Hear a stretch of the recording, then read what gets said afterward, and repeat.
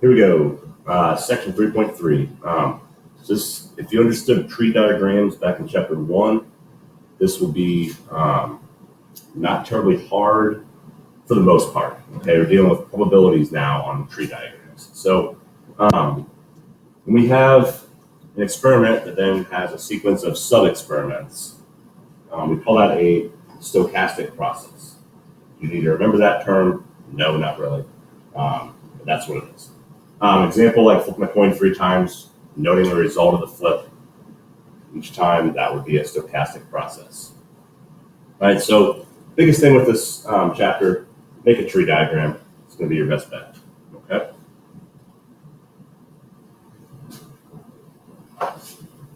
All right, so we're going to go through an example together. So we've got experiment with consists of 2 steps. First, we have a box selected at random from a set of 2 boxes labeled A and B. Then an urn is selected at random from the chosen box. All right. Box A has 3 urns labeled A, B, and C. Box B has 2 urns labeled D and E. So we're going to draw a tree diagram and represent the outcomes of the experiment. Then we're going to assign conditional probabilities to each part of the tree and kind of look at what all the different parts mean. So first off, I'm going to draw a little picture here so we can see what we have. So I have box A and box B. Box A has 3 urns. Okay, I'm not drawing an urn, I'm just going to do this.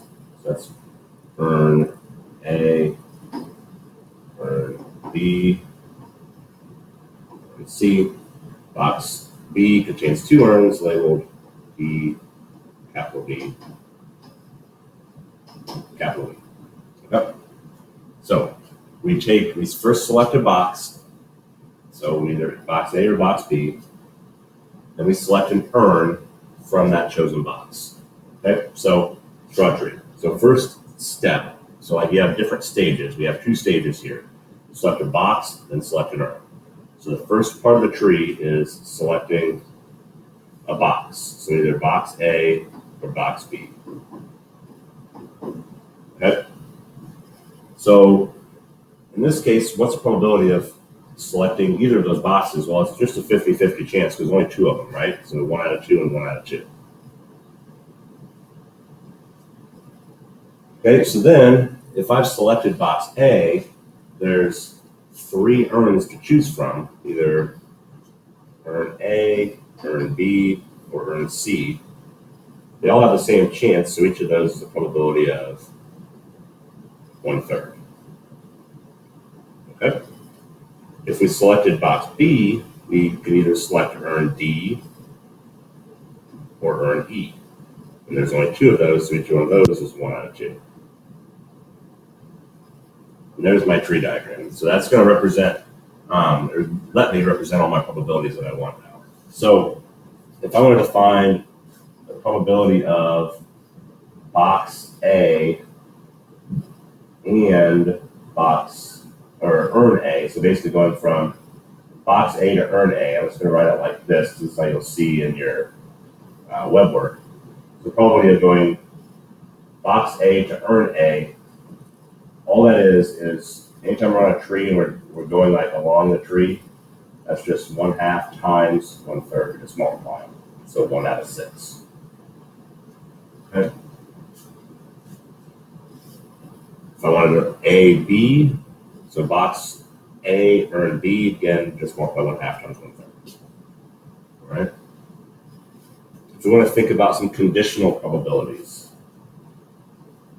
So let's say, given urn A, what's the probability of, given box A, lowercase a, given box A, what's the probability of picking urn C?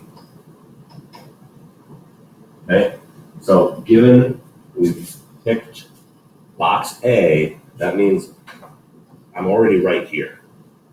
So the 1/2 before it doesn't matter.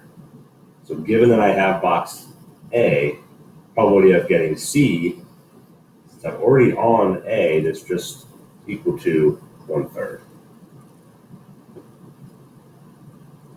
So basically each of these probabilities, those are all conditional probabilities.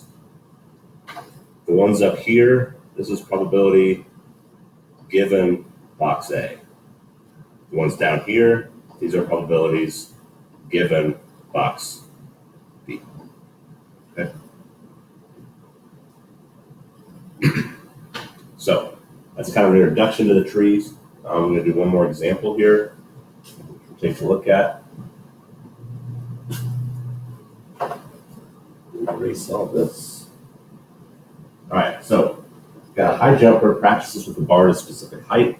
She attempts until she has 2 consecutive successes or 2 consecutive misses, or a total of 4 attempts. All right, coach records results of each attempt. So we'll just say probability of clearing the bar on any attempt, to keep it simple, is 0.6. Okay, obviously it's probably going to change if she gets a success, she's going to move up, and it's probably going to go down, but we're not going to worry about that. So event E is the outcomes in which she clears the bar exactly twice. We want the probability of that. So we want the probability if she clears the bar exactly 2 times. So we need to make a tree for all of our possibilities. So I'm just going to say we have success, we have miss. So I'll use those letters.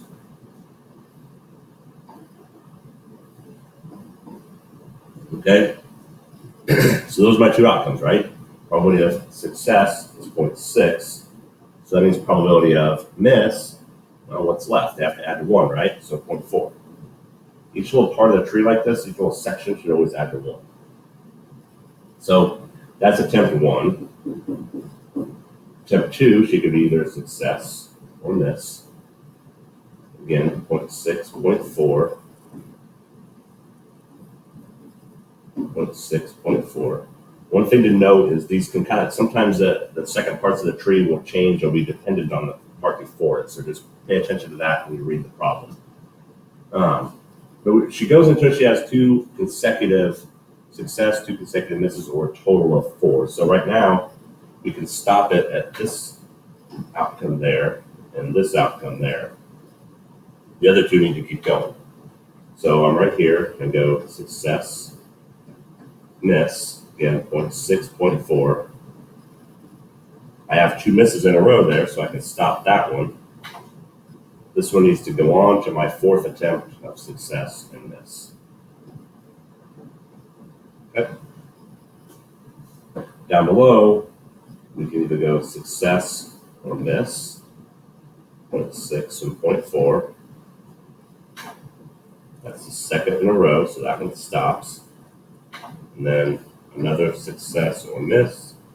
And that's the 4th attempt, so those, we end at those. I always like to draw little circles at the end so I know I didn't forget to continue anything. So we've got our tree done. Now we need to find the probability of E, which is exactly clearing the bar exactly 2 times. So we need exactly 2 successes.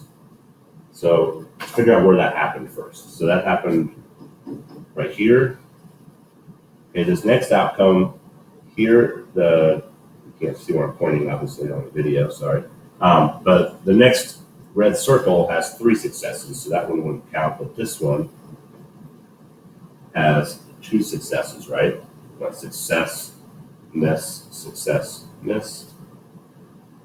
The next one down is not. The next one would be down here, where we went miss, success, success. Our next one looks like also would be 2 successes.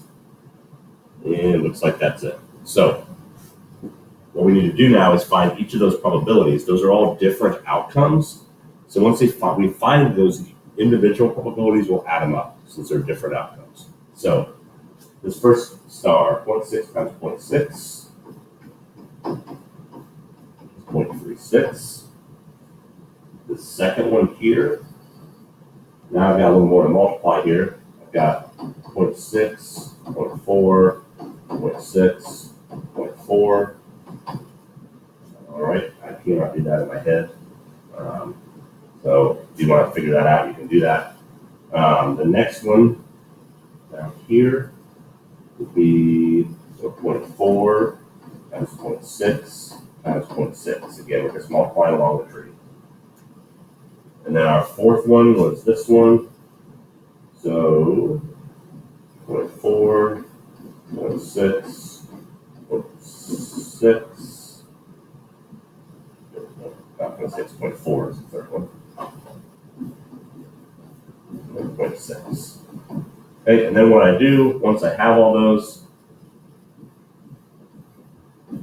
add those four up. Okay, and that will be my probability. Okay. So we're going to do an activity together in class.